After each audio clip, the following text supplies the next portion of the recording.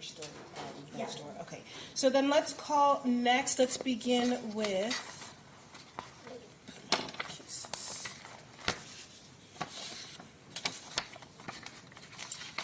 the state of Nevada versus Derek Lowell Kirk, 24 SCR 00340. Appearances, please. Councilman Austin, on behalf of the state. Johnny is on behalf of Mr. Kirk, Stephanie. All right. And this is the time set for preliminary hearing. Are the parties prepared to proceed? We are All right. Any preliminary matters? Rule of exclusion. All right. Are there any witnesses in? Just one in here. Okay, so the rule of exclusion has been invoked.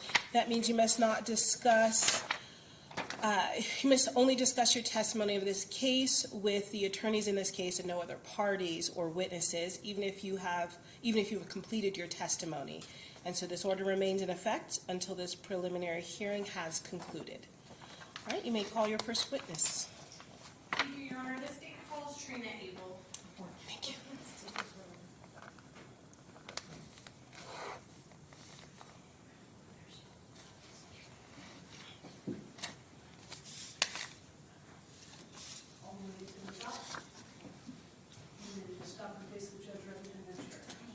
If you'll please raise your right hand. Do you solemnly affirm the evidence that you're about to give in this case shall be the truth, the whole truth, and nothing but the truth under the pains and penalties of perjury? Okay, please be seated. Scoot yourself up as far as possible and just speak loudly so we can hear you in the microphone. Ms. Abell, can you please state your name and spell it for the record, please? It's Trina Abell, Abell, Trin. Sorry. Is this microphone? Oh, Can we have her slide up? Certainly. I don't think it's on, Your Honor, the red light. This is one of the- the- Oh, okay. Can you see her now? Okay, if you can scoot over to your left just a bit. I think. All right. Can you see? I can, but you can only see if you slide back. Okay, maybe if you can slide just slightly more to your left, and then yes, sir, if you just need to slide back to see, then that's fine. Please proceed. Thank you. Thank you. Ms. Abell, where do you live? I live in Sun Valley. What is the address there? 5. How long have you lived there? Like 7 years, 8 years. Are you familiar with Derek Kirk? Yes, I am. How are you familiar with that individual? We were friends. How long have you known him? Probably 4 years, I believe, when he got out of prison from doing his 10-year sentence. Objection. Your Honor, just mentioning this because Your Honor, there's no jury here. I think that Your Honor can separate out the fact that he was in custody previously, as that's part of his current record. If this were in front of a jury, obviously that information wouldn't have been coming out. And certainly that's not anything that will be considered in this case. But so the objection is overruled. And when you met him 4 years ago, what was your relationship like? We were just friends and kind of seeing each other. A little bit of dating? Yeah, For about how long did you date? maybe like 6 months. And when did you decide to stop dating? That 6 months, he met somebody else, and so we just ended it, and we just stayed friends. You stayed friends that whole time since you started dating until now? Yeah. And as friends, did he help you with anything? Yeah, he did. What kind of things would he help you with? He co-signed for my car. He made a payment for me. About how much was that payment? It was $420, I believe. $420? Yes, When did he co-sign for your car? a year and a half ago.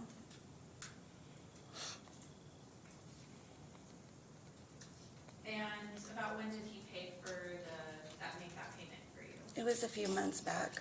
A few months ago? A couple months back, yeah. From now? Yeah. Okay.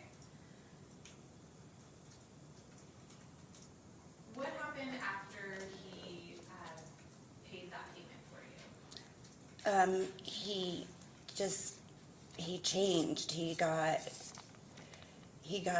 just kept calling me and asking me for the money, and I kept telling him, I'll pay you when I can. And then that night, when he did text me, I told him it would be in 3 weeks, because I was in between jobs, and that's when everything happened. Okay, so you said that night, Mhm. Is February 17th the night you're referring to? Yes. And so you said that he texted you. When did he text you? It was like in the middle of the night. It was like 12:30, I believe.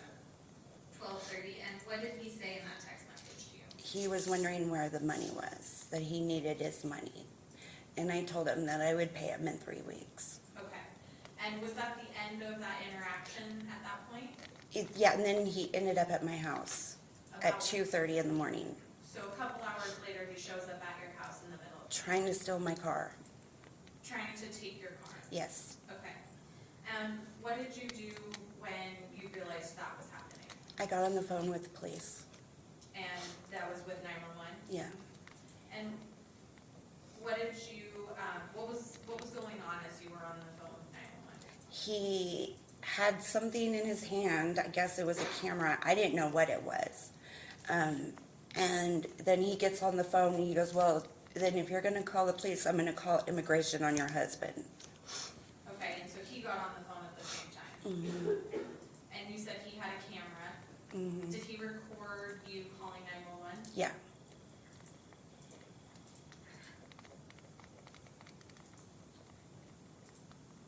Do you know what happened with that 911 recording? The recording of you calling 911? Yes, I do. He put it all over YouTube. He posted it to YouTube? Yeah.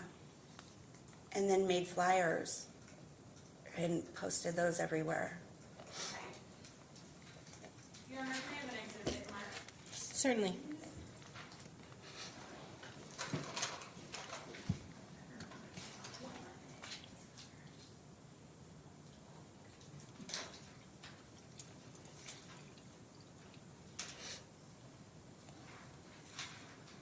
Can I have those with you, Your Honor? Yes. Yes, you may. Ms. Abel, do you recognize what's been marked as State's Exhibit A? Yes, How do you recognize that? it's me. It's you in the photograph? Mhm.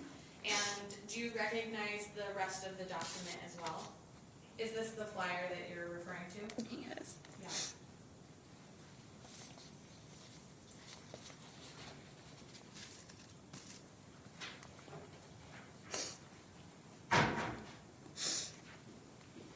Thank you.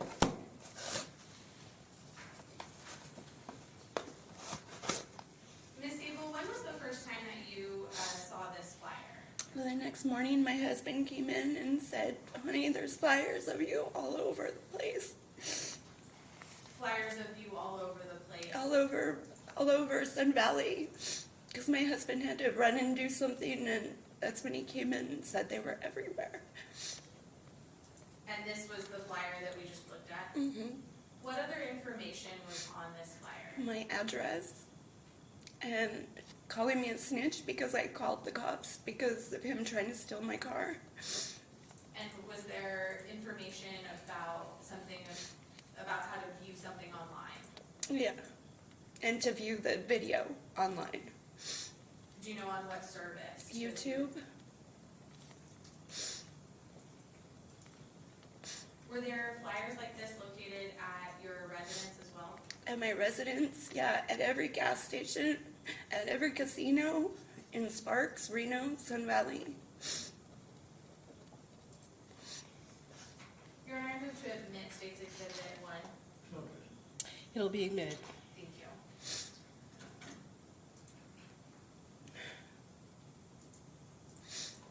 Ms. Abel, what happened the next day when you found all of these flyers? I called the cops. I told the cops what he was doing. Did you apply for a temporary protection Yes, ma'am, order? I did, yes. Was, in your temporary protection order application, did you tell the judge about the flyers? Yes, I did. I put it in there, yeah. Included it in the temporary Yes. protection order? Yes, Do you know if your temporary protection order was granted or denied? it was granted. Your Honor, I could have another exhibit marked. Certainly.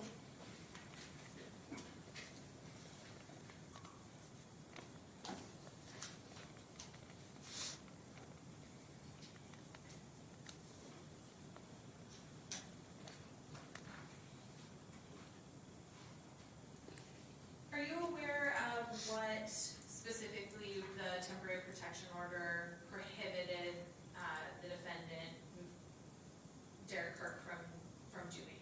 To stop doing this and to leave me alone, to stop harassing me and stalking me. To stop posting? And stop posting flyers and to stop posting stuff online about me. Okay. Was he supposed to come in contact with you? No, He was prohibited from contacting? yes, Do you know if he was permitted to contact you through other individuals? no. And which he still is. Objection, no question pending. Your Honor, we'll get to that. We can strike that answer as of right now. Okay, that will be stricken. Thank you. Ms. Abell, I want to talk a little bit more about the defendant's conduct through this. We've talked a little bit about the flyers. Can you tell me how else he was communicating and contacting you prior to you filing the temporary protection order? What do you mean, like him coming to my house Did he every hour on the hour, blaring his horn, coming up to our bedroom window, and then honking his horn, going to my neighbor's house and parking, hiding, and then driving off, posting more flyers at my house and everywhere around my house? How often did you get flyers posted at your house? Every hour. Every hour? Every hour, and he even texted me and said he was going to do it every hour, on the hour. And he was showing up at your house? Mm-hmm. Did you see him show up at your house? Yes, we did. Do We you have cameras at our house, so it's on camera. Do you know what kind of car he drives? No, it's some blue car, I believe. It's a new Kia. Okay. And so he was showing up at your house every hour on the hour for how long? Oh, it was days.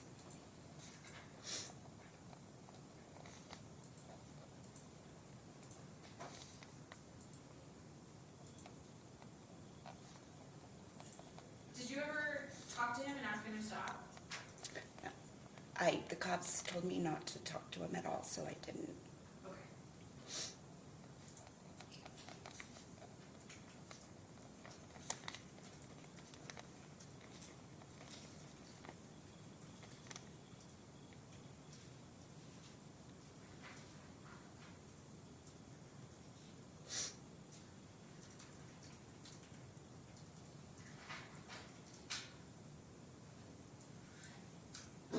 You said that he's still trying to contact you. How is he trying to contact you? Through his mother, through a postcard, through a mutual friend. Okay, so let's talk first about the postcard. How did you receive this postcard? Through a mutual friend. And who was the mutual friend? Her name's Tiana, And where did the postcard come from? from the jail, How did you know it came from the jail? because it says it. Your Honor, I'd like to have another exhibit marked. Certainly.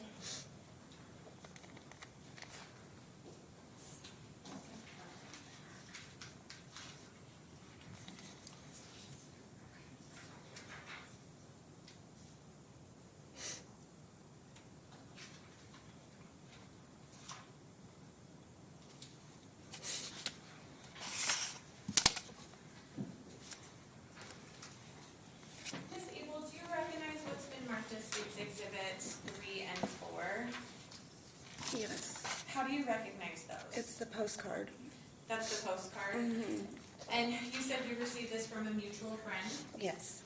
And this postcard, the information on it, how do you know it's addressed to you? Because everything that says in it is about me. So what kind of things are about you? He was talking about my ex, Who's your ex? Will Bennett. And that's referenced in the postcard? Right. Okay. And what other identifiers in this postcard tell us that it's about you or to you? Just saying that he needs time to heal over this and that he wishes for forgiveness and that he just needs a hug or something like that. Yeah. And when did you receive this postcard? Last week, I believe. So that's while your temporary protection order is in place? Yes, ma'am. Thank you. Your Honor, the state would move to admit states exhibits 3 and 4 at this time. I'm going to object on foundation, Your Honor. We know that this was sent to Tiana and the defendant somehow got a hold of it, but we don't have any information from Tiana as to how it got here. How it got She here. gave it How to it me. got to her. She gave it to me. I'm going to ask her not to answer. Sorry. We need the information from this stuff. So is there additional foundation that you can lay? Your Honor, the witness is on the stand under oath. She is indicating that she received this postcard from the individual that it's addressed to, and that it came from the defendant at the Washoe County Jail, and that it is about her to her. It is information about their life, about their relationship, referencing her ex-boyfriend.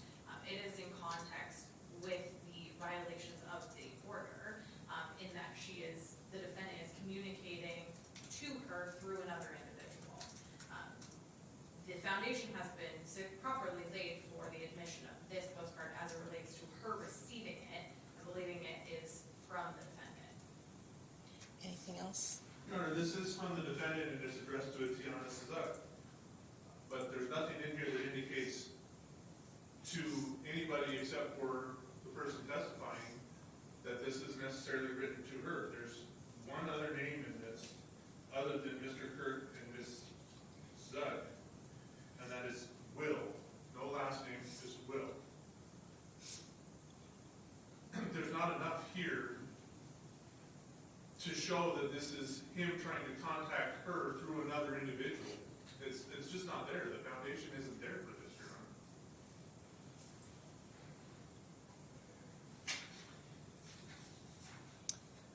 The objections overruled and exhibits 3 and 4 are admitted. Thank you, Your Honor. Ms. Abell, have you received additional messages from this Tiana? Yes. How did you receive those messages? Through Facebook Messenger from his mother to Tiana, to me. My name is on there also, asking for forgiveness. I'm going to object to hearsay on these, Your Honor. And I haven't seen any of this. This is all news to me. I mean, you mentioned that she contacted, but I haven't seen any of it. I'm not admitting any of it, Your Honor. I'm just asking if she's been contacted through another individual again. That's what we're talking about. So the objection as to any Facebook messages in particular, if that is not information that Mr. Neahusan has received, that's not something that will be considered, and so that objection is sustained. Thank you, Your Honor.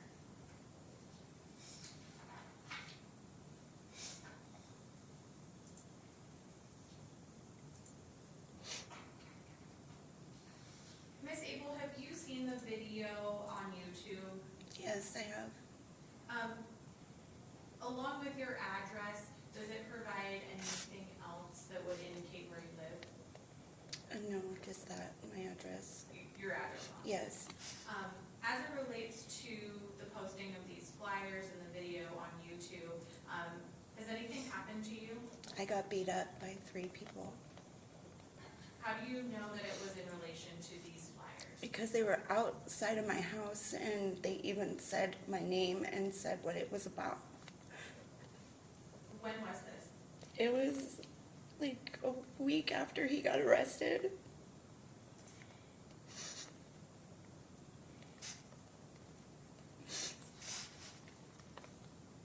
Do you report it? No, because I was scared.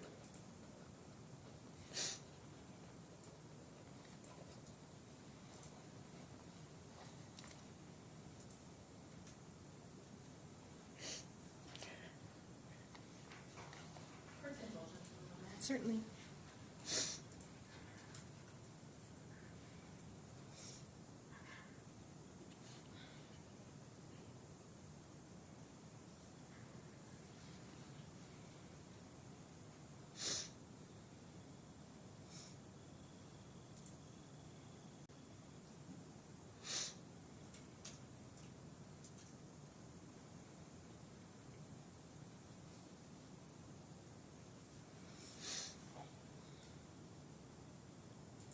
How are you feeling right now, having these flyers been posted at your home and all over Sun Valley and our community? I don't go anywhere really because strangers come up to me all the time and ask me if I'm the girl in the flyers. So I just go to work and come home. I have nightmares every night. My husband wakes me up because I'm crying in my sleep.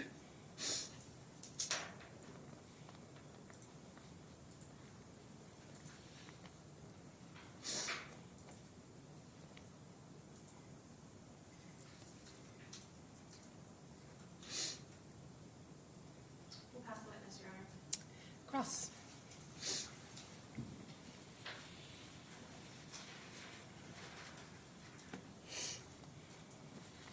Ms. David, you mentioned that the car, which is what seems to be the impetus of this whole incident, is that correct? What was that? The car, The card?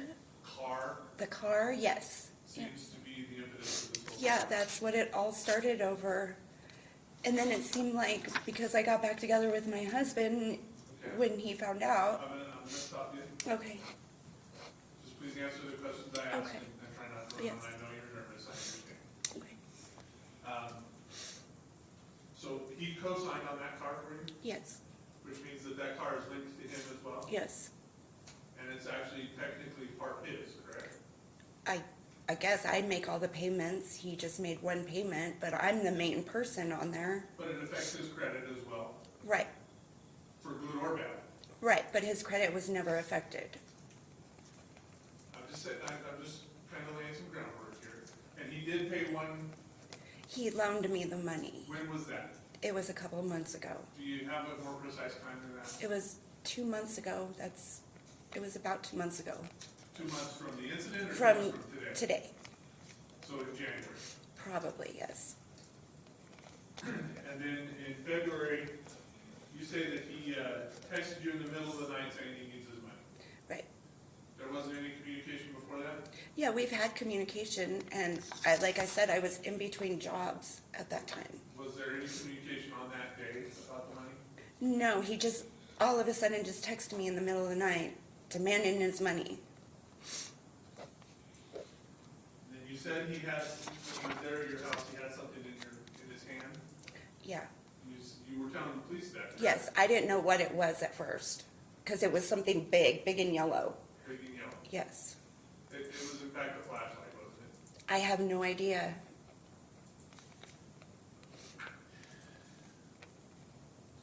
And then you mentioned about the flyer.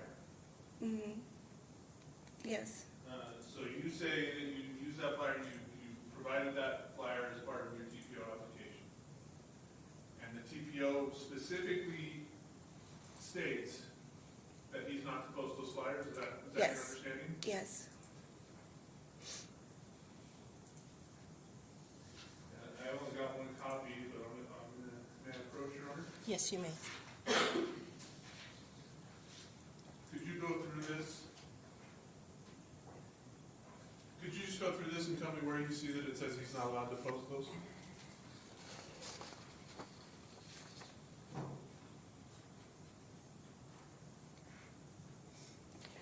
Well, isn't that part of the harassment? Is these flyers is what the whole harassment's about? I just happen to have harassment here. The definition of harassment is a person knowingly threatens. Is there any threat on the flyer?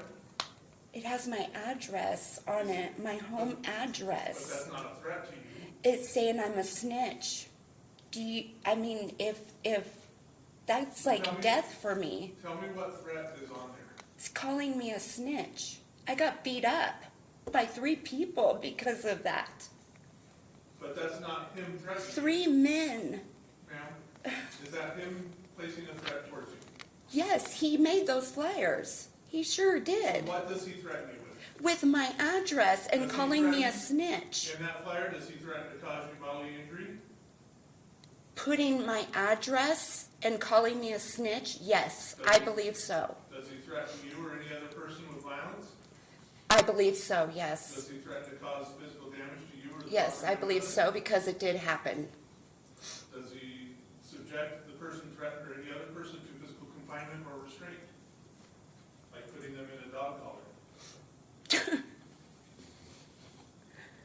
Does he threaten to do any act in there that is intended to substantially harm you or any Yes. other person? Yes. What does he, how does? By putting my address once again on there and calling me a snitch. So that is a threat Yes. to do physical harm to you? I got beat up because of that. I was called a snitch by 3 men. 3 men pulled me out of my car and beat me up.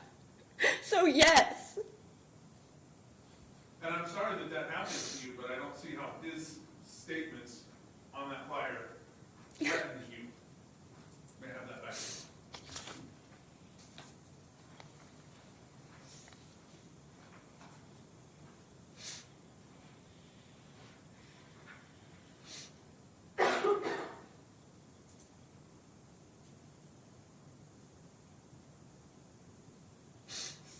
You said that the police told you not to talk to him, Yes. but you still did, didn't you? No, I did before they said not to. I never text him or talked to him after the police told me not to. Did you go to the hospital after you were beat up? No. And when was that? It was like a week after he got arrested. So about 3 weeks ago? Yes. 3 grown men beat you up, Yes. you didn't report it, No, I didn't. you didn't go to the hospital. No. You didn't show up to the TPO extension hearing today? I had no idea that it was, so I am filing a new one. Even though it was marked on the TPO? I didn't get a copy of it. Pass the witness list. Redirect. Thank you, Your Honor. Ms. Abell, what does it mean to be labeled a snitch to you? A snitch is somebody that sets up another person. Ms. Abell, you've been in custody before. Yes, I have. What is the implication of being called a snitch in your world, having been in custody? If you, like I said, if you set somebody up with the police and then you get off on a case, that's what a snitch is. And if you're labeled a snitch, what do other people in your world consider? Or if They you could, saw they somebody could else? kill you. Yeah, hold on. So just one person talking at a time. Let her finish her Oh, question okay. before you respond, just because it's being Okay. recorded. Sorry. If you were to hear that somebody else has been labeled a snitch, what would that mean to you? To me, just I would stay away from them. But other people, it's not. So Sustained. why would you want to stay away from somebody who's been labeled a snitch? Well, in my past, because I wouldn't want to get in trouble for anything. What do you mean get in trouble for anything? Because of my past of when I did use drugs, I didn't want to go to jail for it. So I just stay away from those people.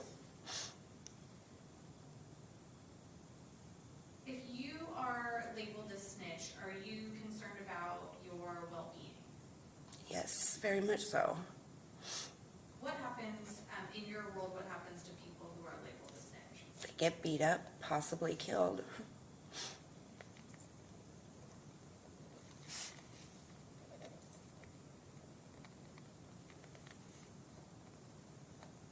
your world, if somebody calls you a snitch, is that a threat to you? Very much so, yes.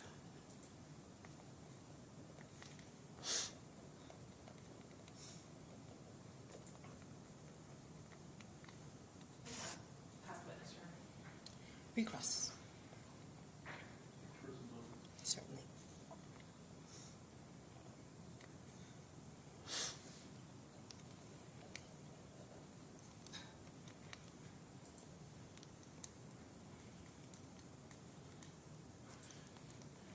You mentioned that in the past, you had some issues of your own, Oh, yes, I have. and would you testify today if you were the test? Yes, but that's not the case. We're here because of the harassment. This has nothing to do with my past, really. But yes, I would. Would you volunteer to do that test? Objection, Your Honor, that's absolutely ridiculous. Objection sustained.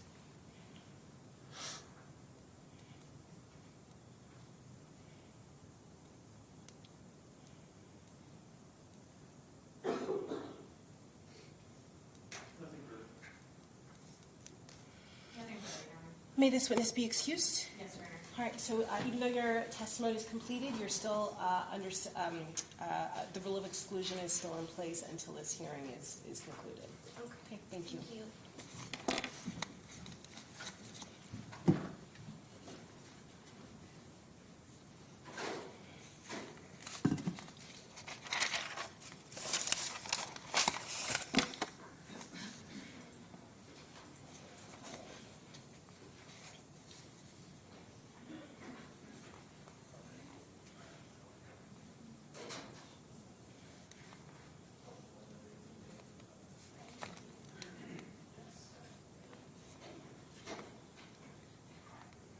You come right to here, to the right. All the way to the top of the ramp, facing the judge at the top, please. If you'll please raise your right hand. Yes, Your Honor. Do you solemnly affirm the evidence that you're about to give in this case shall be the truth, the whole truth, and nothing but the truth, under the pains and penalties of perjury? Yes, Your Honor. Thank you. Please be seated. Scoot yourself up as far as possible. Thank you. Can you state your name and spell for the record, please? Yes, first name is Mohammed, last name is Riaz, R-I-A-Z. Where are you currently employed? Currently, I'm working for the Washoe County District Attorney's Office as an investigator. Prior to coming to the DA's office, where were you employed? Washoe County Sheriff's Office, What was your position there? patrol deputy. To become a patrol deputy, can you very briefly describe your training as it relates to calls for service and investigations? So to become a patrol deputy, I joined the Sheriff's Office with a couple other previous law enforcement jobs. I started at NDOC, then went to parole and probation in Reno, then started with the Sheriff's Office. I was in the jail for almost 18 months, and then went out to patrol and did that for 15 months. And to be a law enforcement officer in the state of Nevada, there is an academy which is usually between 5 months to 6 months long. That certifies you as a law enforcement officer in the state of Nevada. And then prior to coming to on patrol, I did 6 weeks patrol academy, and there was almost 4 months long FTO program. Great. And during that time at the Sheriff's Office, did you have an opportunity to investigate violations of temporary protection orders, stalking, harassment, that kind of thing? Yes, ma'am. I'm going to take you to the middle of February of this year. Were you investigating a stalking and harassment case? Yes, ma'am. Can you tell us a little bit about your investigation of that case and where it started? So I responded to a call for service. It came in at a report of disturbance. I went over there, spoke with a reporting party who was also a victim. She identified herself as Trina Abell. She showed me a couple flyers of her that she had located throughout Sun Valley with her face on the flyers, her calling her a snitch, and her house address. She was, go ahead. Turner? Yes. I'd like to show you what's been already marked as and admitted as State's Exhibit 1. Do you recognize that? Yes, ma'am. How do you recognize it? So, some of the flyers that were shown to me by the victim, those are these. It's an accurate copy Correct. of the flyers Correct. that she showed you. Yes.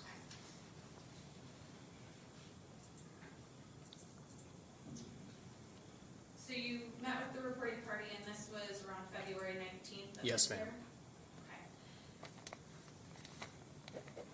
What did you do next in your investigation? So after showing that flyers, she also showed me a video of her on YouTube, which was recorded by a subject named Derek Kirk. So that recording showed interaction between her and that subject that had taken place a couple days prior to her calling us at her residence. She showed me that video as well. I collected the flyers from her, had her write a written statement for me. I also spoke with her husband, Omar. He also showed me some of the text messages that he had received from a subject named Derek Kirk, threatening them, things like that. So he also provided a written statement. And I asked the victim where she had collected the flyers. She said it was all over town, but some of them were at Hobie's Casino. So I drove over there at the Hobie's Casino to collect the video footage. And while I was around, Trina contacted me on my work cell phone and said that Derek had returned to her house. However, he was not causing a disturbance. He was just parked outside in his car. And I went to Hobie's Casino to get the video footage, and when I came out about 30-40 minutes later, I found 2 additional flyers posted on my patrol car. The flyers were on your patrol vehicle? Correct. Okay. While you were at Hobie's Casino, you said you were able to look at security footage? Yes, ma'am. And in that security footage, were you able to see the individual who was posting the flyers? I was. It was a white female adult who was seen posting flyers on a gambling machines. A white female adult? Yes. Okay.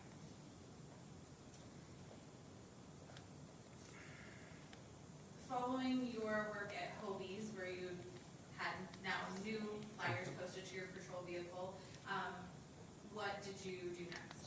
So after that, I went back to Hobie's Casino to look at the video footage to see who had posted that. And then the person who was seen on the video posting flyers matched Derek's physical descriptors, and a vehicle that was seen, the person getting out of, also matched Derek's vehicle description. And so that was the person who put Correct. these flyers on your patrol Correct. vehicle? Correct. Okay.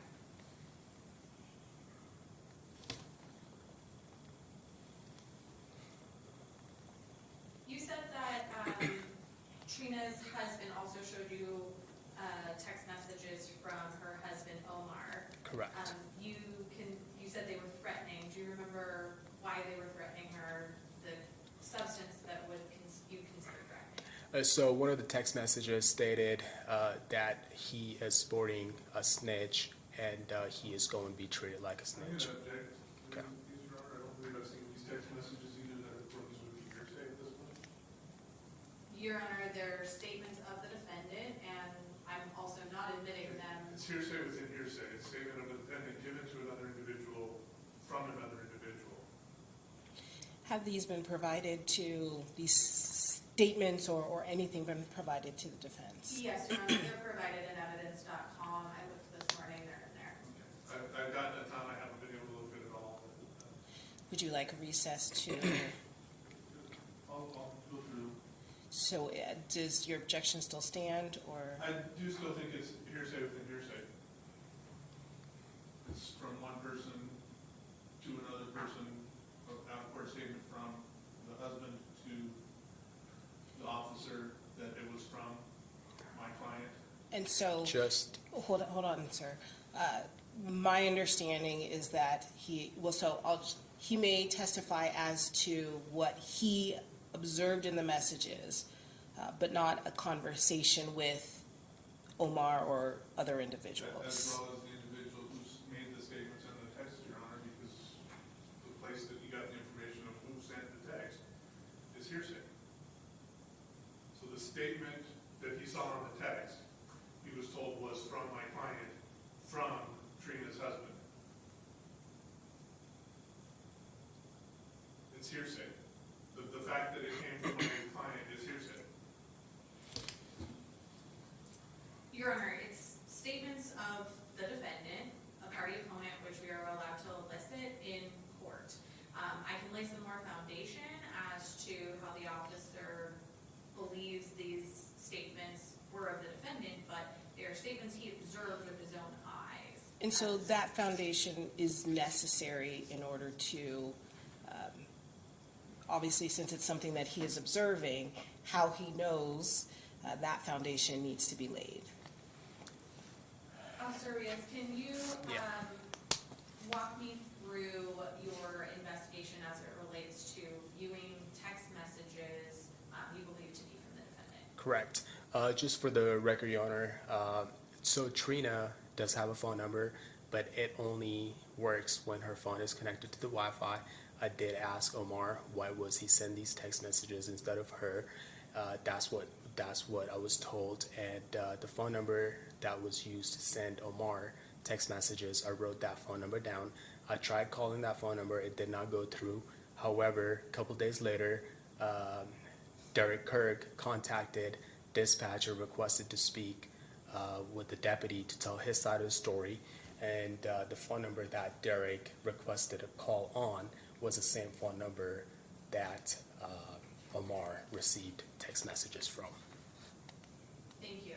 And so the text messages that you observed, that you believe to be coming from the defendant, Derek Kirk, came from the phone number that Derek Kirk said was his phone number.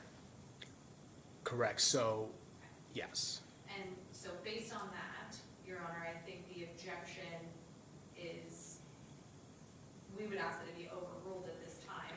The officer has independent knowledge that the messages came from the defendant based on the defendant telling dispatch his phone number. The objection is overruled. Thank you. Officer Rios, what did those messages from the defendant say that you believe to be threatening? So one of the text messages that was sent to Omar stated that if he's sporting a snitch, he is going to be treated like a snitch.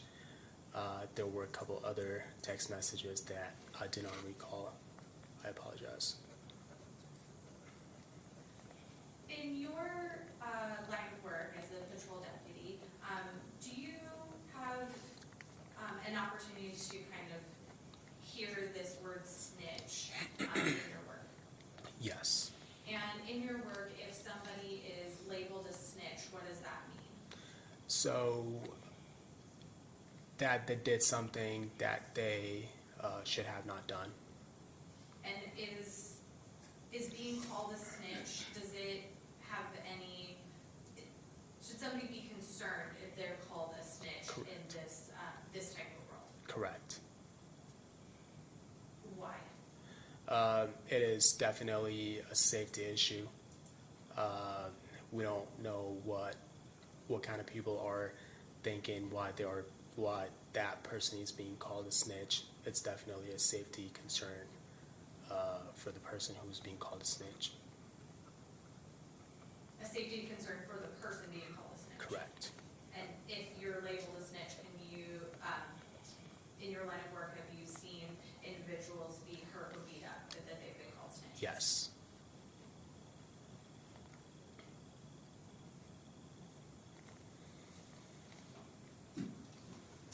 Okay, so you've gone to Hobie's Casino at this point, you have found these flyers flyers on your patrol car and you believe they are, they match the person who put the flyers on your car, you believe matches the person that put the flyers. Correct.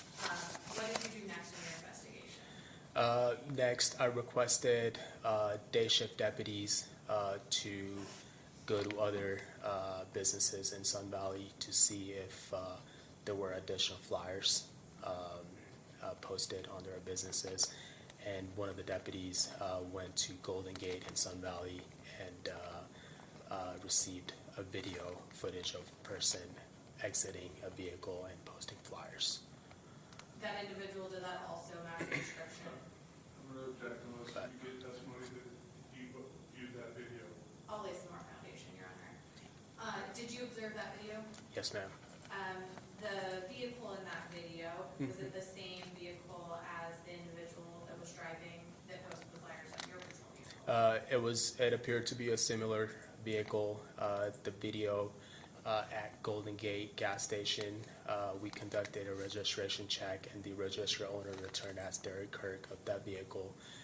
I utilized a Tibron in my computer to look up Derek Kirk's previous photos, mugshots from his previous arrest, and those also matched the person shown on the video. Same person? Correct. Patrol vehicle, flyers, and this gold vest? Correct. Okay. Do you see that individual on court today? Yes. Can you identify him by an article of clothing he's wearing? Yes, he's sitting to my right. He's wearing orange shirt and gray pants.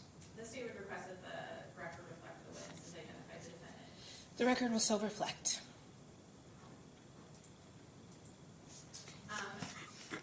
Officer Riaz, these locations, Kobe's Casino, the victim's address on Washoe County. Yes, ma'am. Okay, so what did you do next after you collected that secondary set of surveillance footage? So I took that video to Trina Abell at her residence, showed that video to her to see if she would recognize the subject in the video, and then she immediately recognized the subject as Derek Kirk, her ex. Thank you. Yeah. What did you do next? Next, I gave Trina Abell an information on how to obtain a TPL, and I asked her if she knew about Derek's whereabouts. She did not. She told me where Derek works, and also said that he was living in his vehicle. That's why she didn't know where she was living at. So I emailed to all patrol deputies and requested them that if there is another call for service of a subject posting flyers in Sun Valley, to collect the flyers and book them in evidence and write a supplement report. Yeah. You also mentioned that you had reviewed the video that was posted to YouTube. Correct. Did you review other information that was posted with the video? Correct. What information was posted with that video? Same thing, Trina Abell's face, her being called a snitch. It was viewed by over 1,000 people on YouTube, and the video also had her residence address. Were there comments attached to the video? Correct. What kind of comments were attached to the video? One of the comment stated something similar to, it was good that he posted her address and people must be banging on her door. Yeah.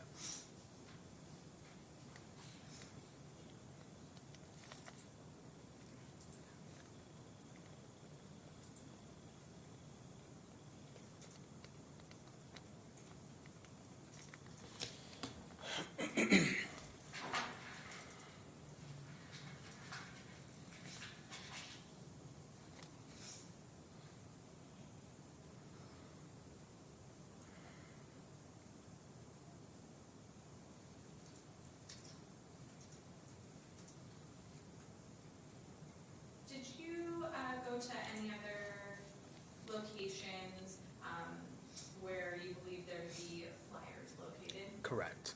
Where did you go? So there's a gas station right across to Golden Gate on 2nd and Sun Valley Boulevard.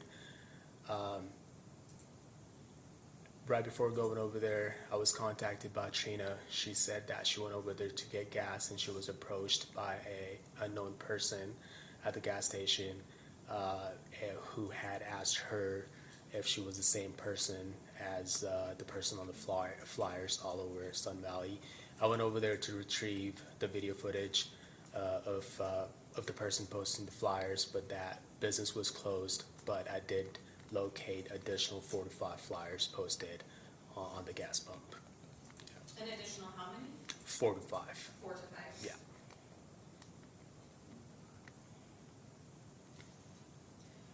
Where else did you find flyers located?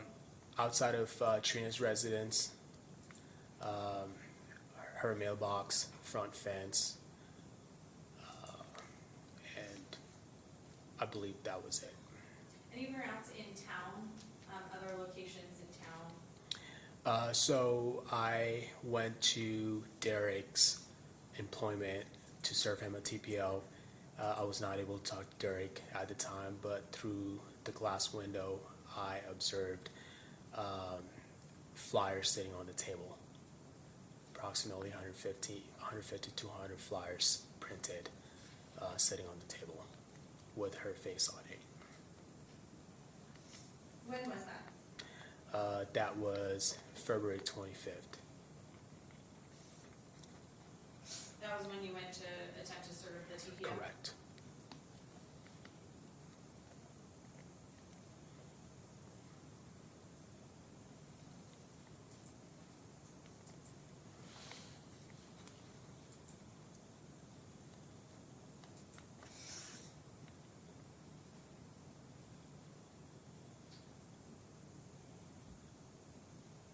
Other locations in town that flyers were located, were any located downtown Reno? So I was contacted by Deputy Alman. At the time, he was assigned as a bailiff at Reno Justice Court.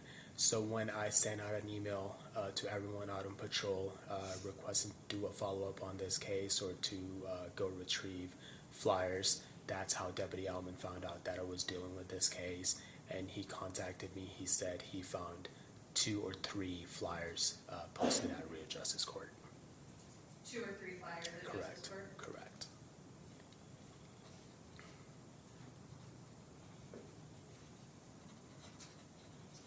What did you do when you found out that there were flyers at the Justice Court? So I requested that he gets a video from the Reno Justice Court and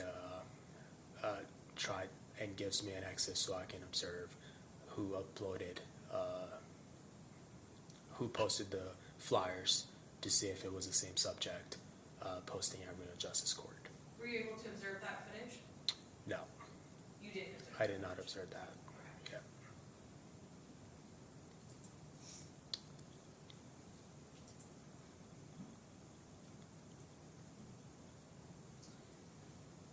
What did you do next in your investigation? Next, in my investigation, I was informed that Trina was granted a TPO, and I went to Derek's employer and served him the TPO over there. When did you serve the TPO? February 26th. And when you served the TPO, you did that in person? I did that in person, yes. Was anybody with you? I had Deputy Saratair with me at the time.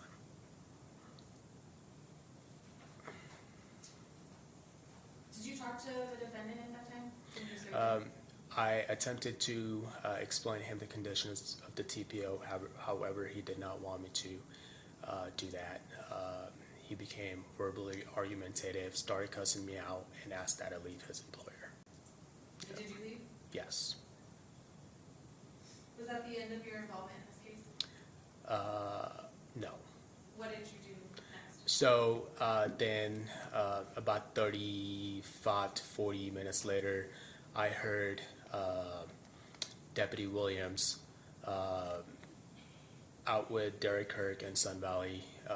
He had requested, he had stopped Deputy Williams to talk to Deputy Williams about the TPO. Deputy Williams tried to explain him how the TPO conditions work. Once again, try to explain him his conditions, but he said he knew his rights. He's a First Amendment auditor, and he knows what he was doing. So he took off, and he was later seen by Deputy Saratea posting additional flyers of Trina. That was after the TPO had been Correct. served on him? Correct.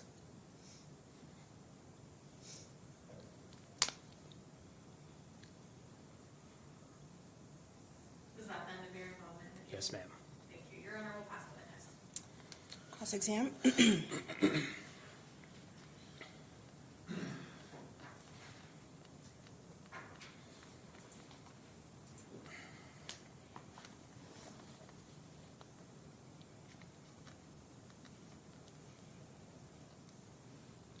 You were present when he was out with Deputy Williams? I was Deputy Williams' cover officer. Yes, sir. How many other officers were there? Approximately 3 to 4 that I saw. Total of 5? Approximately, yes. And during that discussion, it wasn't just a discussion about the TPO, was it? To my knowledge, yes, it was regarding a TPO, yes. There wasn't some concerns about threats made towards Mr. Kirk? Correct. Deputy Williams asked him to show threat messages that he claimed he was receiving from Trina. However, Deputy Williams did not observe any kind of threats on his phone. Deputy Williams did see any threats? To my knowledge, no. So when Mr. Kirk talked about the text that Deputy Williams had seen where he was threatened to be put in a dog collar to escort him around to remove the flyers, that wasn't deemed a threat? I did not observe those text But you heard messages. the conversation, right? I don't recall that conversation.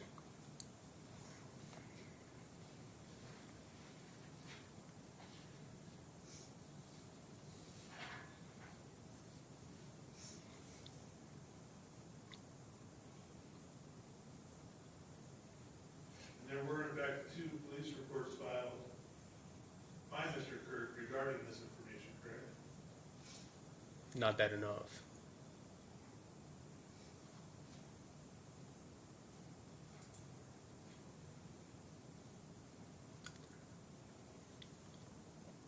You watched the video on YouTube? Yes, sir. You mentioned that the address is mentioned on the video? Correct. By whom? It was posted on the video. And after that comment was posted about banging on the door, what follow-up was it? A TPO was served to Mr. Derrick, and he was arrested. Did Mr. Kirk make a comment about the banging on the door? He did not make a comment. It was posted by another individual who had seen Derrick's video. And in fact, after that comment, the address was pulled down from the video, it wasn't? I don't know. You didn't go back and check? I did not go back and look. Nothing but Any redirect? Just briefly, Your Honor, I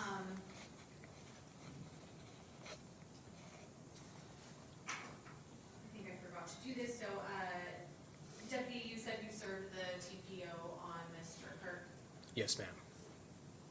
Your Honor, this was marked as State's Exhibit 2, I don't think was previously admitted. Deputy, can you review that for me?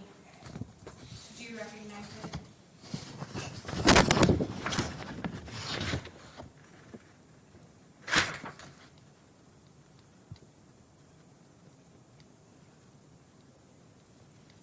Yes.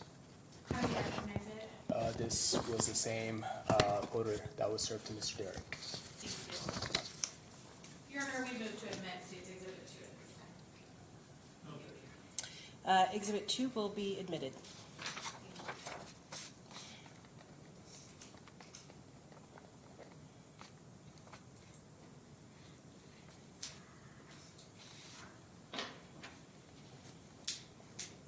No further questions, Your Honor. You mentioned that Mr. Kirk was arrested for violating this Correct. temporary protection order. What threat did he make? So when it comes to violating a TPO, you don't have to violate all of your conditions. You only have to. So Go it ahead. says you're Hold on. prohibited from threatening. Did he make a Mr. threat? Neahusan, please let him finish the question. Okay. Thank you, Your Honor. So when it comes to violating a TPO, you do not have to violate all of the conditions listed on the TPO. You only have to violate one. And one of the conditions that he violated did that by posting flyers of Trina. And how does the posting of the flyers violate the TPO? Is it a threat? To Trina Abell, it is a threat because unknown individuals are watching that flyer that has her face on it, her house address on it. It is a threat to Trina Abell. So how is what Mr. Kirk did a direct threat to Trina Abell? Is he hiring people to go hurt her? That we do not know, right? Is he asking people to go hurt her?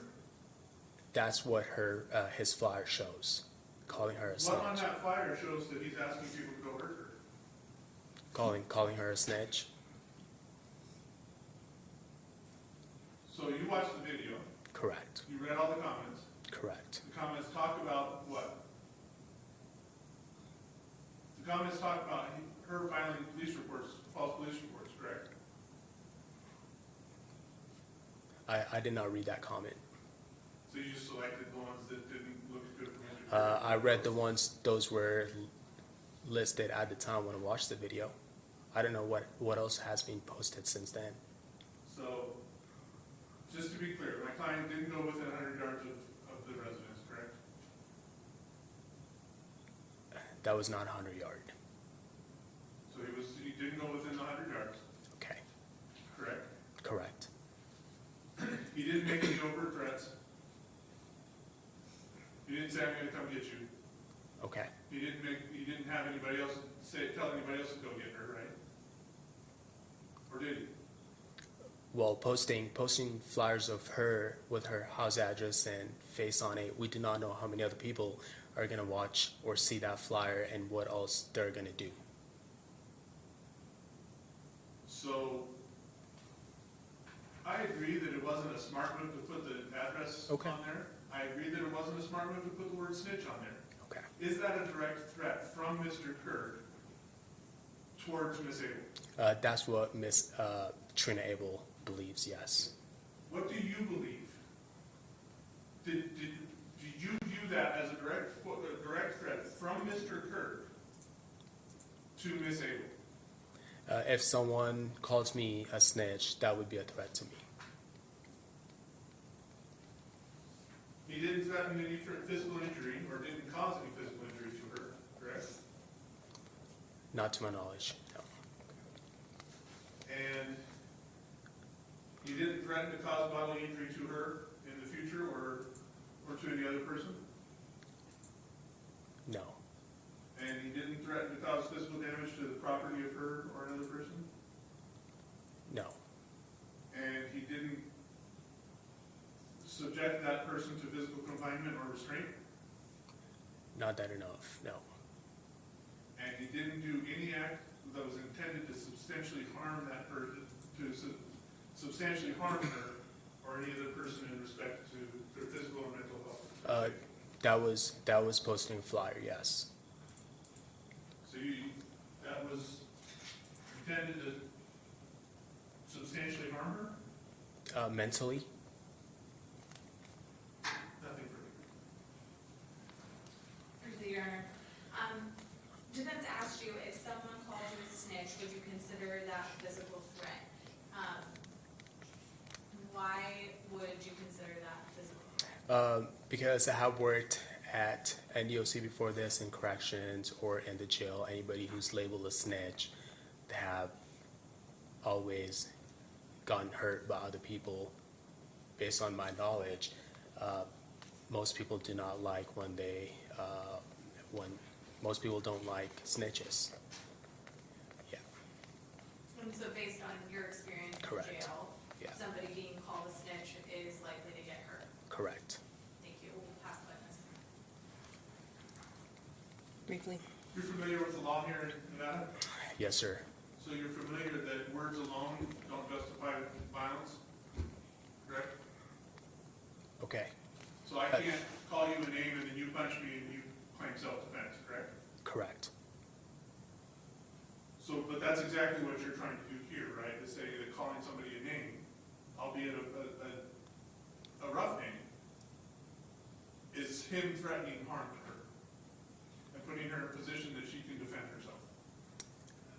That's what she believes, right? Her being called is correct. But the law specifically states that words alone are not enough, right? Okay.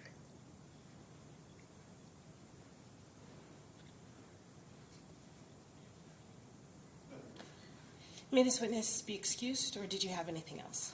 No, this witness can be excused, Your Honor. Okay, so the rule of exclusion has been invoked, so that means that you are, you must not discuss your testimony with anyone else other than the attorneys in this case, even though you've completed your testimony until the hearing is concluded. Thank you, Your Honor. Thank you.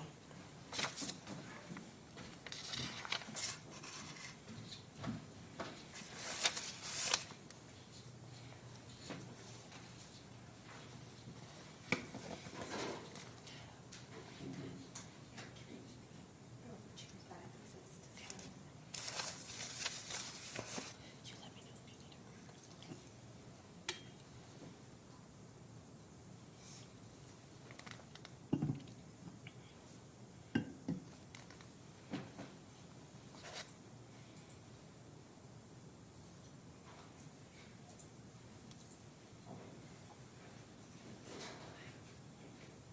So we will go to the right, stop at the top and face the judge.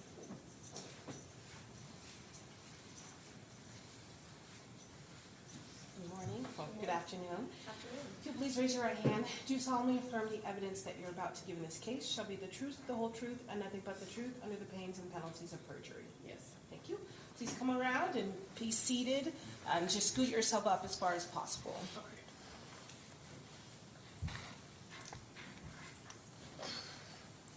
Deputy, can you state your name and spell for the record, please?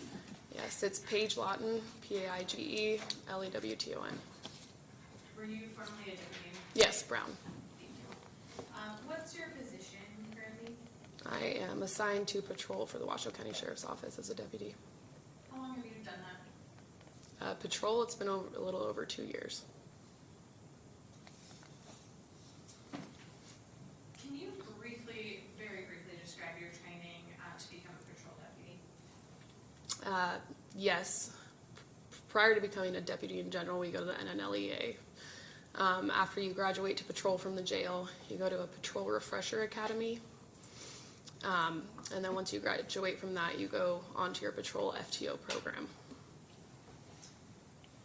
And during your training and in your experience over the last 2 years, do you have experience serving and investigating TPO violations? Yes, serving the TPOs was more so when I was a jail deputy, because typically our civil division does that on the road. Investigating violations over TPOs, that's something you would do on patrol? Yes. Were you on duty on February 27th of this year?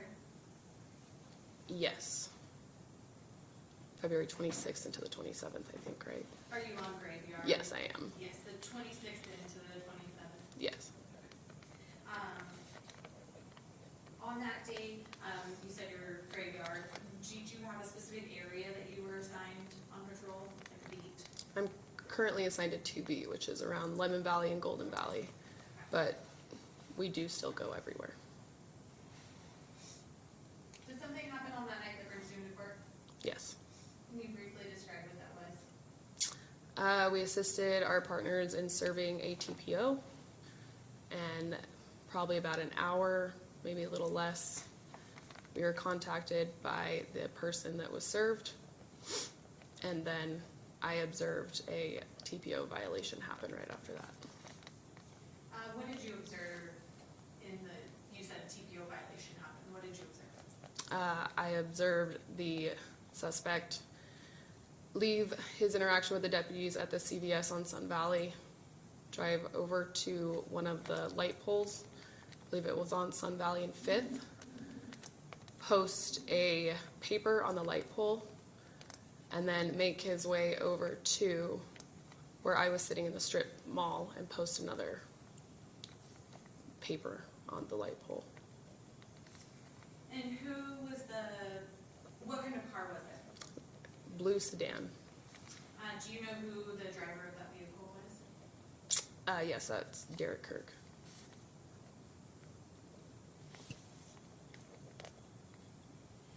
Were you able to observe what was being posted on those light poles? From a distance, no. Did you ultimately go in and Yes. observe what had been posted? Yes, once they were posted, I drove to their locations and observed what was posted. Okay. I'm showing you what's been admitted as State's Exhibit 1. Do you recognize this? That, I believe, was one of them. I don't remember exactly which one. Is that fair to say that was one of the flyers you observed posted? Yes, I believe so.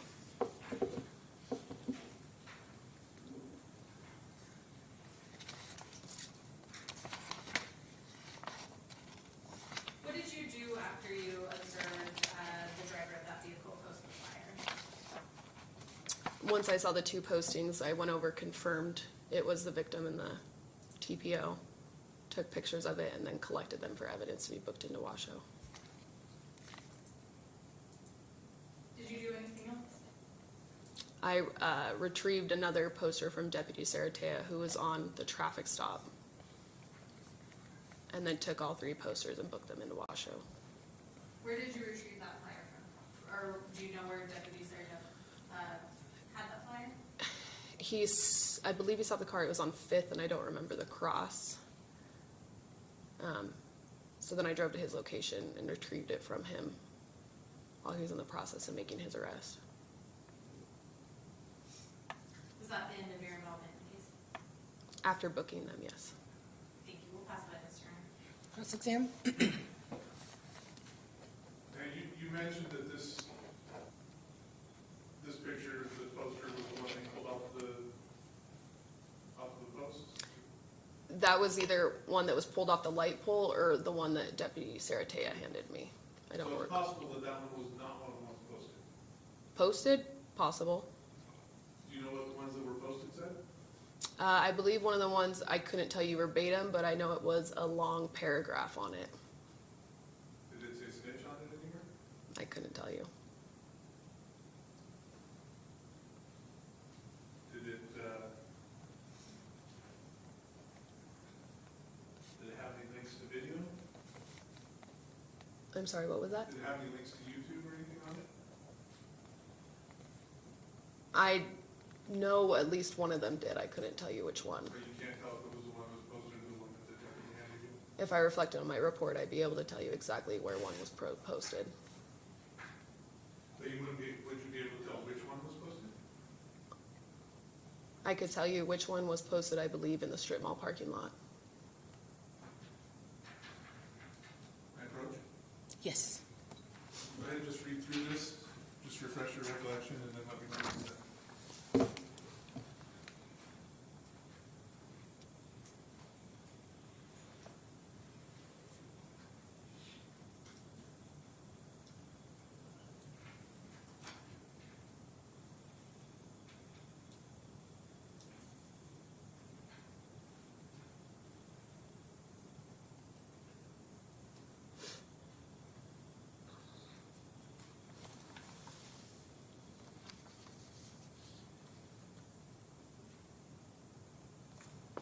I'm done.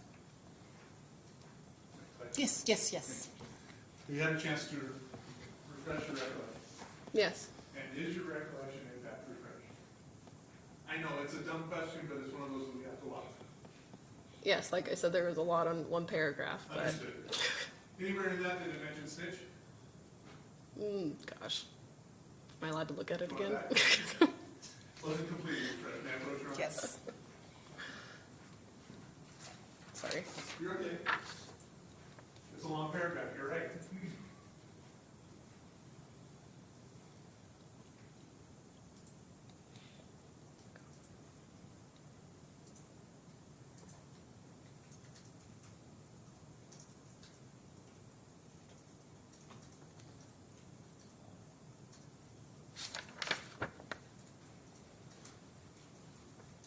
Oh, I hope I'm not missing it, but I do not see snitch.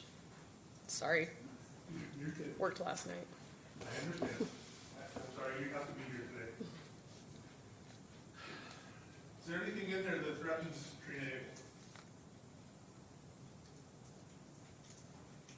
Abell? I would say not directly. Anything in there that physically injures Trina Abell? Not that I can see. Anything in there that threatens to cause bodily injury to Trina or anyone else around her? Not that I can see. To cause physical damage to Trina or anyone around her? No. To subject the person to physical confinement or restraint? I think that would need further explanation. It's just in the harassment law, it says that without lawful authority, the person knowingly threatens to subject the person threatened or any other person to physical confinement or restraint. That paragraph doesn't do that, does it? For that specific one, no. Does it threaten to do any act which is intended to substantially harm the person, either physically or mentally? Well, when you're posting their home address, I would assume so. Aren't our home addresses posted everywhere? Possibly, but when you have a picture of somebody with their full name and their address, I wouldn't want that posted.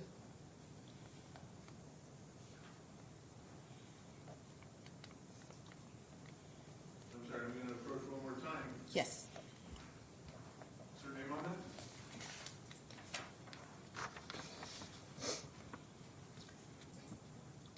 Can I read this out loud? Yes? So I have the flyer post on the light pole at the corner of 5th Avenue and Sun Valley Boulevard displayed a picture of Trina, her full name, and her address. Okay. Understood. It's okay.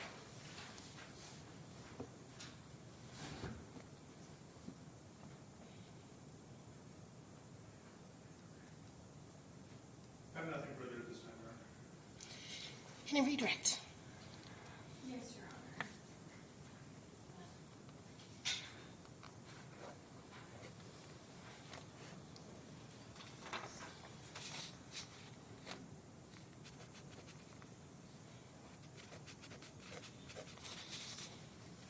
The flyer that I showed you, Exhibit 1, does that include Trina's name and address? Yes, that is the address at the bottom, right? Sorry, I can't see. I believe so. Get closer.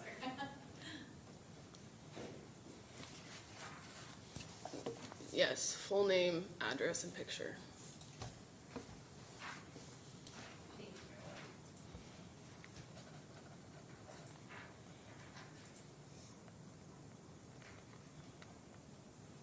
you. You, as a deputy, wouldn't, as a person, wouldn't want your picture and name and address posted all over town, would you? Personally, I would not. Thank you. No further questions. Can you recross based on that? And just to be clear, from your report, this was not the one that you pulled down that was posted though, correct? I believe that was the one Deputy Sarate handed me, but I'd have to reflect on Deputy Sarate's report. Matt Roach? Yes. I'm sorry. No, I'm sorry.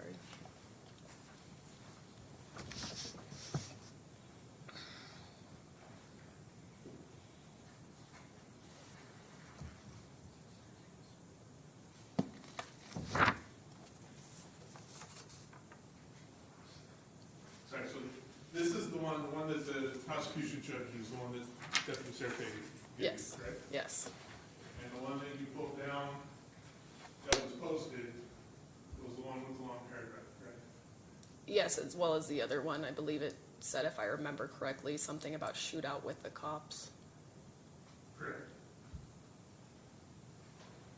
Nothing further.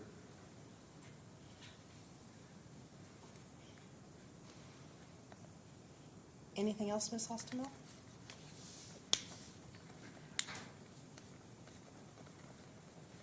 Debbie, even if this wasn't the flyer that you observed a flyer with Trina Abell's name, photo, and address on it that was posted. Yes. Thank you. Moving further. Nothing further. May this witness be excused? Yes. All right, so the rule of exclusion has been invoked, so you still must not discuss this testimony with anyone, even though you've completed yours, until the hearing is concluded. Okay. And I should say anyone else but counsel. Okay. Thank you.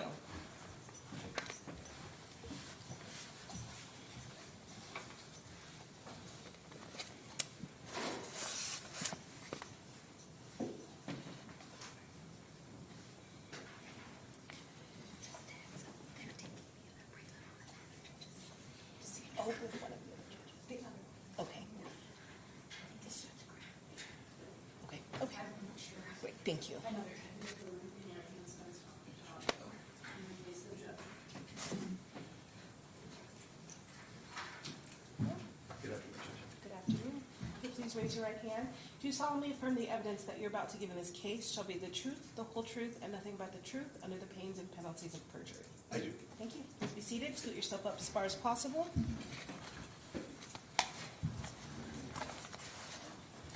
Thank you. Can you state your name and spell it for the record, please? John Saratea, and it's Johnsarratea. Where are you currently employed? Washoe County Sheriff's Office, What's your position there? Deputy Sheriff. How long have you been there? Just shy of 18 years. In your 18 years, have you had opportunities to do traffic stops and investigate violations of temporary protection orders? Yes, I have. Were you on shift on February 27th of this year? Yes, I was. What was your shift that? I work 6 p.m. until 6 a.m. and I normally work in the I patrol normally in the Spanish Springs area. And what was your role that day? Basically as a patrol deputy to go out and serve the community, and at the beginning of shift, there was a decision made. We were trying to attempt a service for a temporary protection order. And what was the temporary protection marker? Who was it for? The applicant in the order was Trina Abell, and the adverse party was Derek Kirk. Were you able to locate Mr. Kirk? Yes, we were told, I was told by my partner, Deputy Riaz, that Derek Kirk worked next door kind of to in like a warehouse. It's a warehouse area or a warehouse that he works in at night. So we were told he should be coming into work that evening. And you located him at the business there? Yeah, it was shortly, I think after 2,300 hours, when he had arrived, we made contact with him shortly after that. And that area, is that Washoe County? Yes, it is.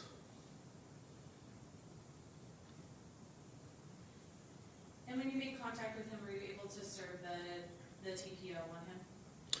Yes, I was eventually. At first, he had driven a coworker to the same place of employment, and we had pulled in behind where he had pulled in to work. And when he exited his vehicle, he ran. We had pulled in, and we witnessed him run into the building and lock the door behind him. And then I had a sergeant that was observing from up near the Washoe County Sheriff's Office. There was a good vantage point from there, and observed him get on a forklift and try and move some stuff to try and block a roll-up door that was open. And so it was apparent to us that it seemed like he didn't want to be contacted. At which point, the same coworker was walking slowly into the building. He identified himself as Tyler, and Tyler told us that he asked us if we were there to serve Derek with a temporary protection order, which to me was confusing because I did not know that Derek knew that we were serving him a temporary protection order. But I think it was later on that I found out a different partner of mine had either spoken to Derek on the phone and let him know that there was an order that needed to be served to him. Were you ultimately able to get in the building and make contact with the defendant? Yeah, we, next to that roll-up door, Tyler let us come in with him to meet with Derek, and we walked in with Tyler, and at that point, Derek had come back towards the back of the warehouse where we were at and asked us why we were in the building and started questioning why we were able to access the building. And at that point, I said, doing this, I worked in our civil department for about 5 months, and service is, you know, as long as we give him the paperwork, and I explained to him, you need to read this. I asked if he wanted me to go over it with him. He said no.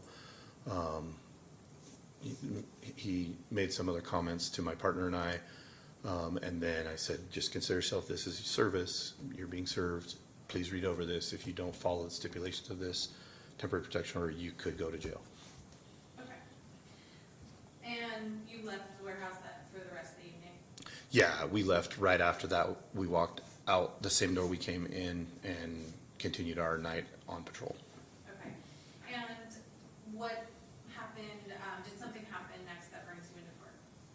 Yeah, so at approximately, it was just under an hour, or right about an hour later, around the midnight hour, I had heard a call come over the radio. I was actually in our records department updating the service of the protection order with our records department, and I heard over the radio that Mr. Kirk had hailed one of our other deputies in his patrol car, which I guess their ultimate stop was at the CVS in Sun Valley. When they were out with Mr. Kirk, I don't know what transpired at that time. I didn't know what had transpired, but I started heading that way just because, based on the fact that I had just got done serving him. I drove over, and because there were plenty of deputies on scene with Mr. Kirk, I pulled in the adjacent parking lot to the east of where they were at the CVS and pulled into the parking lot kind of near the Wells Fargo on Sun Valley, near East 5th and Sun Valley Boulevard. Me and 2 other deputies were over there also, parked in that parking lot just in case they needed any type of backup at the CVS. At which point, once Mr. Kirk's, when he was done speaking to those deputies and they had started leaving the area, myself, I was parked facing east, but I was outside of my vehicle, turned, and we watched Mr. Kirk in his vehicle, the same vehicle that he had come to work in, pull over to a telephone pole on East 5th on the west side of Sun Valley and post something on that telephone pole. And then he got back in his vehicle and drove over almost to where we were at our location, where there was a light pole right in the center of that parking lot where we were parked, maybe 30 yards from where I was, where he continued to then post something on that light pole at that time. At that time, my sergeant informed me that could potentially be the same flyer that is in the application for the temporary protection order that had to do with Trina Abell, and we need to see if that was a violation. So please go. At that point, I had enough articulable suspicion to stop him, to find out, for them to further a small investigation to see if those were in fact those flyers. And so I did conduct a traffic stop on Derek Kirk on East 5th, and I can't remember the cross street that we made it to when I did conduct that traffic stop. And how did you make contact with Mr. Kirk during that traffic stop? So I got out of my patrol car and approached on the driver's side we can approach on either side, but like I do on a regular traffic stop. He didn't roll his window down all the way, but he rolled his window down a little bit, and I asked him what he was just doing, what he just had posted on both poles, and he had informed me, I think he said the word signs or something like that. And then I had said, well, what were the signs? And he said, I said, well, could you please step out of your vehicle? And then he said, well, do you want to see one of the signs? And then at that point, he handed me the flyer that he had. I don't know how many copies he had in his vehicle, but he handed me the flyer, and it was the flyer of Trina Abell, and it was the exact same flyer that I remember being in the application for the temporary protection order from that packet. Okay. I'm gonna show you what's been admitted as State's Exhibit 1. Do you recognize that? Yes, this is the flyer. That's the flyer that the defendant said, this is what I just posted on that on that pole. Yes, and I don't know if the copy that I saw was in color, but other than that, it was the same flyer.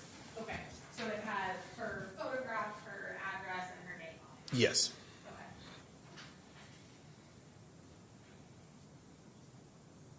Do you see Mr. Kirk in court today? I do. Can you identify him by an article of clothing he's wearing? He is in the orange shirt right over here to the right. Your Honor, the state would request that the record reflect this witness has identified the defendant. The record will so reflect. And we'll pass the witness at this time. Do you know if that flyer that you handed is actually the one you posted that night? I would not think it's the same one. I think that one was booked into evidence. I couldn't tell you. Not that, was it the same picture, same wording? Yes. So you went back and looked at the ones that were posted and it was the same as those? To my knowledge, what was in his TPO packet, the one he handed me looked identical to the one that that was in that TPO packet. Did you ever? So what happened was a partner, Deputy Lawton, came to us with the actual flyer in hand and showed it to me before I arrested. But you did not see the ones posted, or did you? I watched him post them, but I did not go up to them and see them visually myself. Deputy Lawton brought them to you? Yes. Was it the same picture, Yes. the same wording? Yes, to my knowledge, it was the same. Nothing correct. Nothing based on that, Your Honor. All right, so you are excused. The rule of exclusion is still in place, so you know you've completed your testimony. Please don't discuss your testimony with anyone other than the attorneys until this hearing is concluded. All right. Thank you. Thank you, Judge. Your Honor, I'd like to have a brief recess based on testimony I'd like to present at the moment. I actually think this is a good opportunity as well to take a quick break in general. So let's, 15 minutes? Yeah, about 15 minutes. Okay, thank you. All right, we are back on the record for the preliminary hearing for State of Nevada v. Derek Lowell Kirk. Let's see, I know you indicated that you were going to file an amended, or second amended. A second amended, Your Honor, we did so. I sent it to your clerk and defense counsel. At this time, the state would rest. Let me give me one moment to pull that up.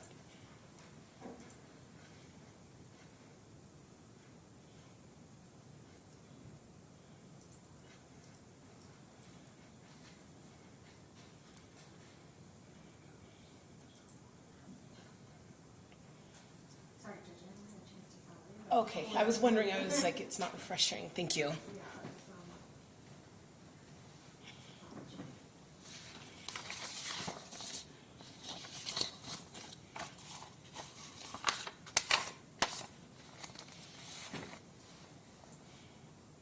did you want me to print it, or do you want me to? You don't need to print it, no. And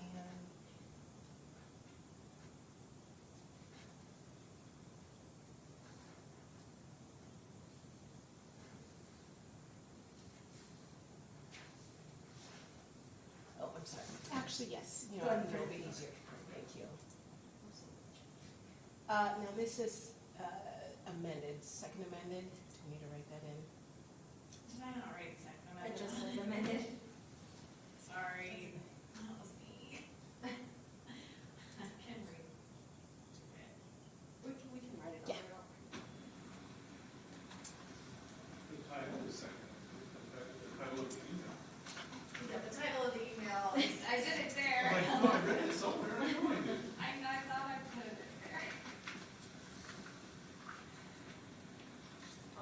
Thank you.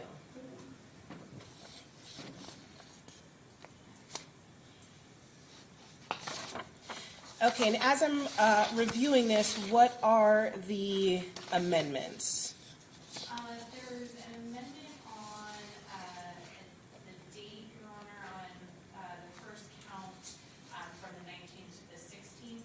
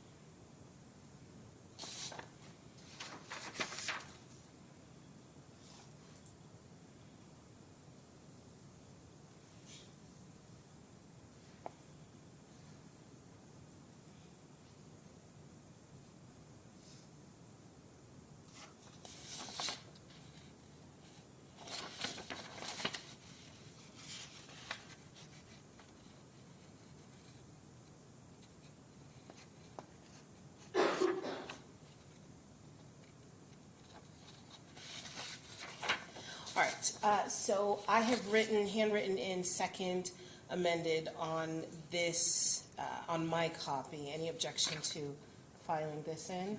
Okay, and Mr. Neahusan, have you received, can I hold on to it? Well, okay. Have you received a copy of this second amended criminal complaint? I have, Your Honor, no way of formal reading or familiar with this. All right, and so the case is yours at this point? Your Honor, will pass. Okay, and so Mr. Kirk will not be testifying at this hearing? Not at this hearing, Your Honor. Okay, so are we ready for closing arguments? We are, Your Honor. All right. The state will reserve for rebuttal.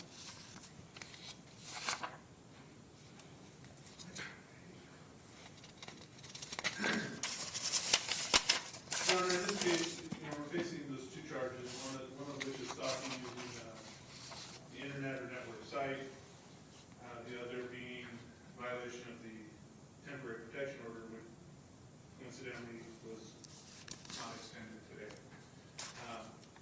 As to count one, the stalking, it requires that there be a course of conduct that would cause a reasonable person under similar circumstances to feel terrorized, frightened, intimidated, harassed, or fearful for his or her immediate safety.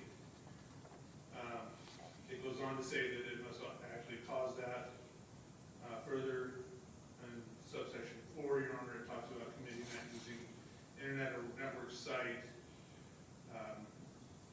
or similar means to communicate or publish, display, or distribute information in a manner that substantially increases the risk of violence or harm to the victim should be punished as a category C.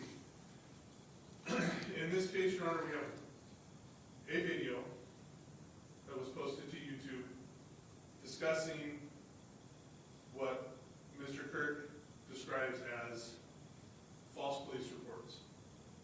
Now, the biggest issue it seems that everybody seems to have is the use of the word snitch, and that particular word is what is giving rise to a threat. Nothing in the video or in the posters shows Mr. Kirk threatening, requesting, or inducing others to cause harm, fright, or concern to Miss Abell. There's nothing in there that is from him directing himself or others, directing a threat to Miss Abell. I asked specifically about the flyers that were posted. I asked all the police officers, does it threaten to cause bodily injury? And these are I first asked from the temporary protection order, does he threaten her in that? They said no. Does he physically injure her with that poster? They said no. Then I went into the definition of harassment and I asked, does he threaten to cause bodily injury to her or anybody around her? No. Does he threaten to cause physical damage to person or property? The police said no. Does he subject the person threatened or another person to physical confinement? Does he threaten that? No. They did say that they felt that the word snitch is intended to substantially harm the person threatened or other persons with respect to their physical or mental health. And they said that particular word was a target to her mental health. However, and this is where they get caught up, and I didn't ask this question of them, but there's another requirement for harassment. And that other requirement is that the person receiving the threat actually feels threatened. Well, for the violation of the TPO, the person receiving the threat, the alleged threat, never sees, never knows that those were even posted until after his arrest. So again, his violation by those postings doesn't meet the statute. Because it's not, he doesn't threaten her, he doesn't physically injure her, and he doesn't meet the statute for harassment. Because there's no actual fear based on his posting at that time. Because she never sees it. Further, there's some discussion about contact from his mother and a postcard. Now, the postcard that we saw was he addressed it from himself to another individual who Ms. Abell said is a mutual friend of theirs. Now, Ms. Abell now has that card that, well, actually, I guess the state now has that card. And says that it's all about her. But Your Honor, in order for us to hold a man for violating a TPO, even with slight or marginal evidence, there has to be something showing that my client's intention was to get that card to her. It was addressed to another individual. It doesn't mention her in there at all. And there's no connection saying that my client told the other person to give the card to Ms. Abell. There's a step missing. We go by innocent until proven guilty, and in this case, Your Honor, even by slight or marginal evidence on the TPO violation, they're lacking. They're lacking. As to the stalking, Your Honor, the information that was given via testimony, and I know that this is slight or marginal, and I know that the standards of evidence are lowered for preliminary hearings. Therefore, I don't think there's a lot I can really argue on the stalking. However, I do wish for the court to recognize that the course of conduct has to cause a reasonable person to feel terrorized, frightened, intimidated, or harassed. And, you know, we have jury instructions that specifically state that words alone are not enough for self-defense. And in this case, words alone, sticks and stones may break my bones, right? But words will never hurt me. What are we dealing with, Your Honor? It's just words. So an expression supposedly protected by the First Amendment. With that, I'll submit.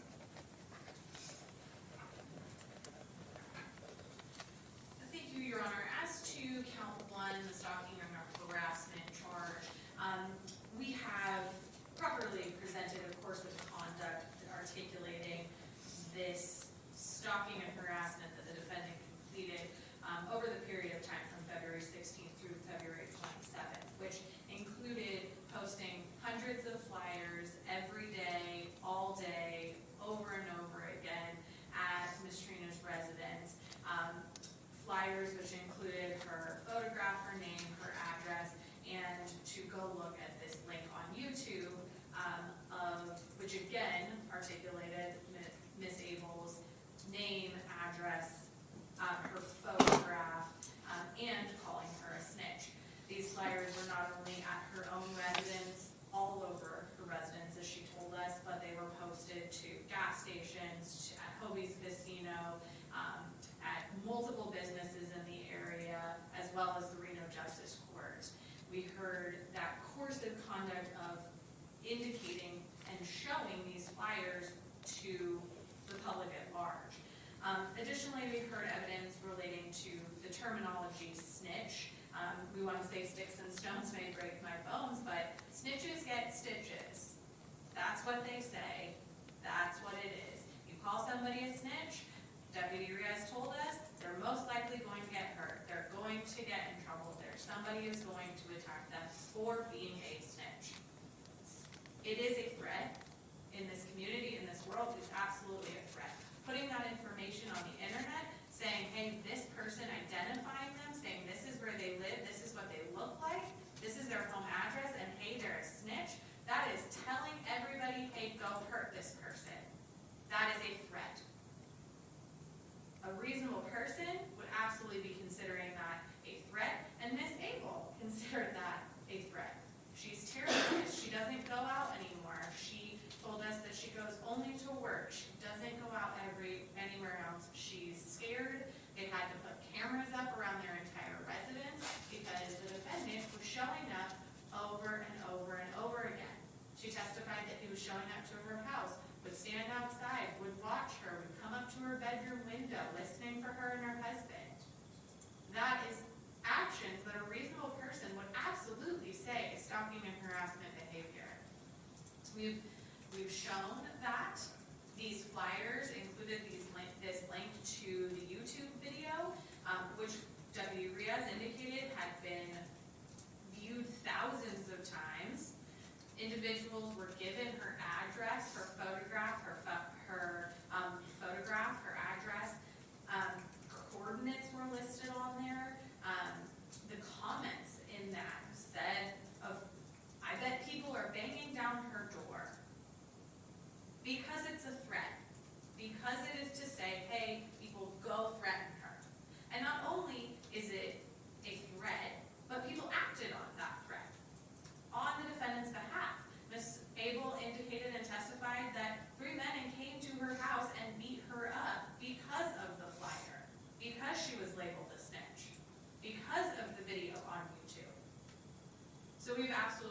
shown by more than slight or marginal evidence that charge us to count 1. Additionally, as to count 2, violating the temporary protection order, we submitted the temporary protection order to your honor. In her application, as the deputies testified to, that flyer was included in the temporary protection order application because it was in part the behavior, that is the harassing behavior, that her likeness, her photograph, her address was posted all over the community. And that flyer was made part of that order, in that he was told to stop the harassing behavior, to stop harassing Trina Abell. And instead of stopping harassing Miss Abell, less than an hour after being served that, he is posting the flyer again. And this time he's just saying, well, I guess I'm 100 feet away from her house. That's not what the order says. The order doesn't say you can harass her from 100 feet away. It says you cannot harass her. Stop doing that behavior. And he violated that. Additionally, temporary protection orders also indicate that you cannot communicate with these individuals, and you can't communicate through another individual. Miss Abell testified that the defendant sent a postcard to her, albeit through a third party, but that is part of the temporary protection order. You cannot communicate with the alleged victim through anybody else, whether that's his mother, this friend, or anyone else. You can't do that. And so we've alleged both of those as alternative theories under the violating the temporary protection order against stalking harassment. The state believes we've met our burden far and away beyond slight or marginal evidence. We'd ask that you find the case over. And have you provided a copy of the exhibits? Yes. Okay. We're having scanner issues, so they're still not scanned. Okay, thank you.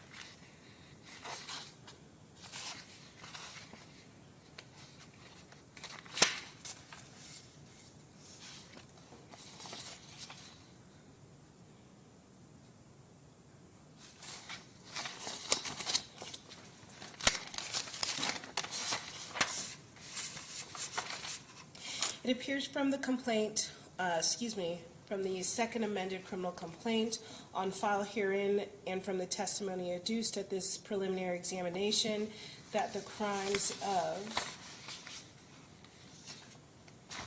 stalking with the use of internet or electronic communication and violating a temporary protection order against stalking and harassment have been committed, and that there is sufficient evidence to believe that the defendant, Derek Lowell Kirk, have committed said crimes. I hereby order that the defendant be bound over to the Second Judicial District Court to answer to the charges. So we will get a date for you for arraignment. Yes, that's April 18th at 9 a.m. in Department 8.